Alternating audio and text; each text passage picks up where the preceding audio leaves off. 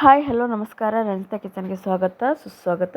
Please bell button ಒತ್ತಿರಿ. Bell button ಒತ್ತೋದ್ರಿಂದ ನಾನು ಯೂಟ್ಯೂಬಿಗೆ upload ಮಾಡೋಣ ನಿಮಗೆ ಫಸ್ಟ್ ಟೈಮ್ ಬರ್ತೈತೆ ರೀ. ನೀವೇ ಫಸ್ಟ್ ಟೈಮ್ ನೋಡ್ಬೋದು. ಪ್ಲೀಸ್ ಲೈಕು ಶೇರು ಮಾಡಿರಿ. ಇವತ್ತು ಕರ್ಬೂಜಕಾಯ್ದು ಜ್ಯೂಸ್ ಮಾಡತ್ತೀನಿ ರೀ. ಯಾವ ಥರ ಮಾಡೋದು ತೋರಿಸ್ತೀನಿ ಬರ್ರಿ.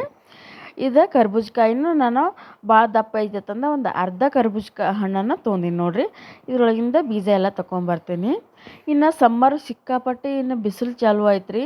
ಬಿಸಿಲು ಚಾಲು ಆದಾಗ ನಮಗೆ ಏನಾದರೂ ಜ್ಯೂಸ್ ಕುಡಿಯೋಂಗಾಗಿತ್ತಂದ್ರೆ ಈ ಥರ ಜ್ಯೂಸ್ ಮಾಡಿ ಕುಡೀರಿ. ನಾನು ಕರ್ಬೂಜ ಹಣ್ಣನ್ನು ಸಣ್ಣಾಗಿ ಕಟ್ ಮಾಡ್ಕೊಂಬಂದೀನಿ ರೀ. ಸೊಟ್ಟಿ ಎಲ್ಲ ತೆಗೆದು ಕರ್ಬೂಜಕಾಯನ್ನು ಸಣ್ಣಾಗಿ ಕಟ್ ಮಾಡ್ಕೊಂಬಂದೀನಿ.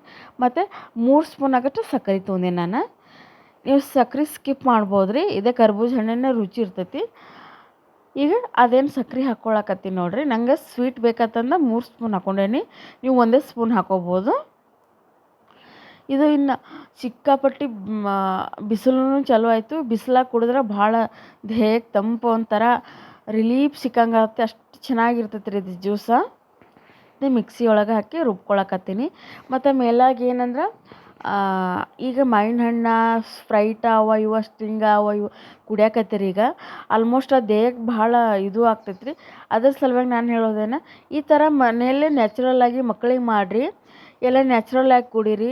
ಎಲ್ಲನೂ ಚೆನ್ನಾಗಿರ್ತೈತೆ ರೀ. ಟೇಸ್ಟು ಚೆನ್ನಾಗಿರ್ತೈತಿ. ಅದು ಒಂದು ಗ್ಲಾಸ್ ಒಳಗೆ ಹಾಕ್ಕೊಳಕತ್ತೀನಿ ನಾನು.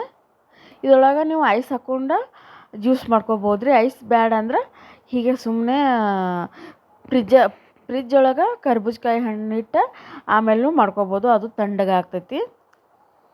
ಈಗ ಕರ್ಬೂಜ ಹಣ್ಣಿನ ಜ್ಯೂಸ್ ರೆಡಿ ಆಯ್ತು ನೋಡಿರಿ. ಚೆನ್ನಾಗಿರ್ತೈತಿ.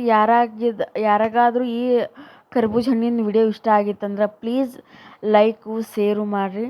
ಪ್ಲೀಸ್ ನೀವು ಒಂದು ಲೈಕ್ ಕೊಡೋದ್ರಿಂದ ಭಾಳ ಹೆಲ್ಪ್ ಆಗ್ತೈತಿ. ಪ್ಲೀಸ್ ಎಲ್ಲರೂ ಲೈಕು ಶೇರು ಮಾಡಿ. Thank you.